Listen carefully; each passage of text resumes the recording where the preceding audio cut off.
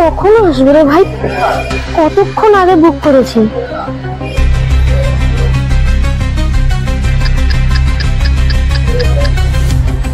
আপনি এতক্ষণ লাগে আপনার আসতে? রাস্তায় জ্যাম ছিল ম্যাডাম। আপনার কোনো সেন্স নেই দাদা। কিছু করার নেই, আমি অনেক চেষ্টা করেছি তাড়াতাড়ি আসা। ওটিপিটা বলুন।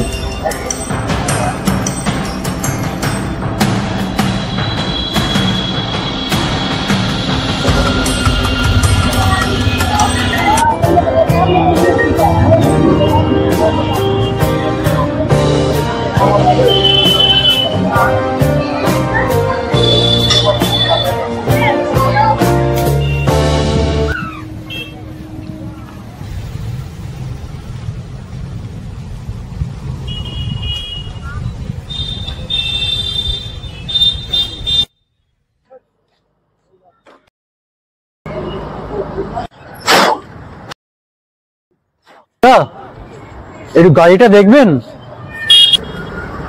হ্যাঁ বলুন।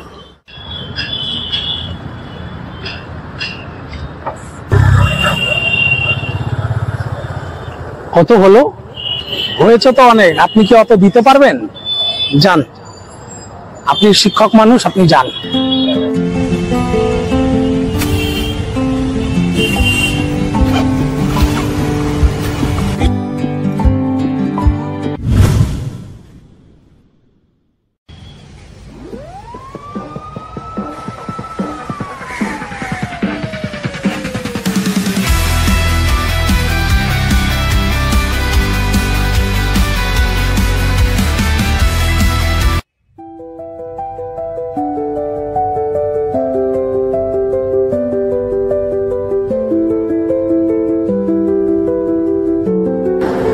আপনি কি বাইক ট্যাক্সি?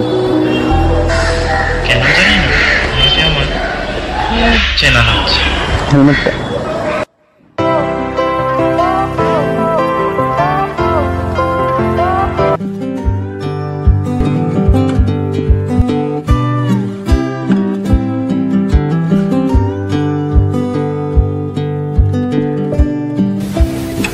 সবসময় সত্য কথা বলবে, সবাইকে নিয়ে চলার চেষ্টা করবে। কারো যদি বিপদ দেখো রাস্তাঘাটে বা কোথাও, একসাথে সবাই মিলে ঝাঁপিয়ে পড়বে। যদি কোনো জায়গায় অন্যায় দেখো তার প্রতিবাদ করবে। তোর বাবার শরীর এখন কেমন আছে? মোটামুটি আছে। ওষুধটা আমি নিয়ে এসেছি, মনে করে নিয়ে যাস যাওয়ার সময়, ঠিক আছে? স্যার আমার স্কুলের মাইনারটা।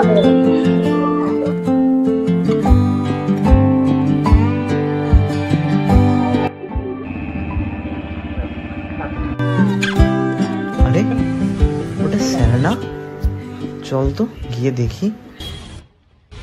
এই তোরা বস, আমি আসছি।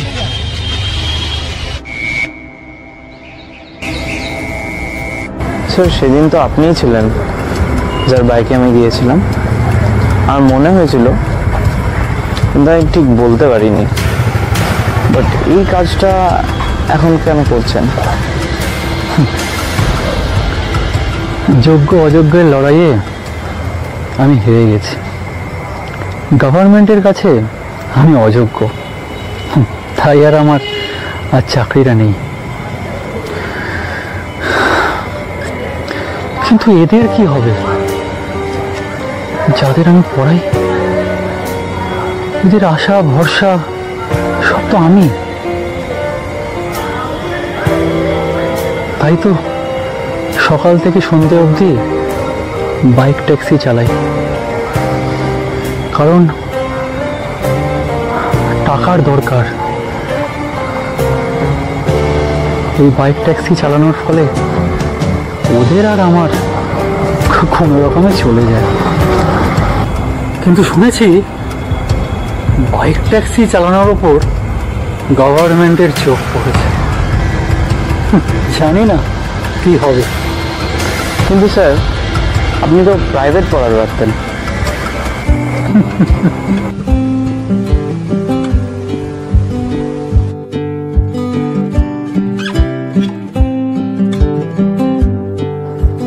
স্যার, আমার মাসের ফিসটা। একটা কথা বলার ছিল, আপনাকে আর কালকে থেকে আসতে হবে না। বাদ দাও, বলো কেমন আছো, আজকাল কি করছো? আমি একটা বড় আইটি কোম্পানিতে একটা বড় র্যাঙ্কের অফিসার। আজ তোমরা কত বড় বড় জায়গায় চাকরি করছো। গভর্নমেন্টের চোখে আমি অযোগ্য হলেও আজ এই অযোগ্য টিচারের দৌলতে তোমার মতো স্টুডেন্টরা যোগ্য। আরে ঠিক আছে ঠিক আছে ঠিক আছে ঠিক আছে ঠিক আছে স্যার, আপনি আমাদের কাছে বেস্ট টিচার ছিলেন এবং থাকবেন। ভালো থাকিস। যোগ্য ও অযোগ্য শিক্ষকের শিক্ষার পরিচয় পাওয়া যায় তার তৈরি ছাত্রদের মধ্য দিয়ে।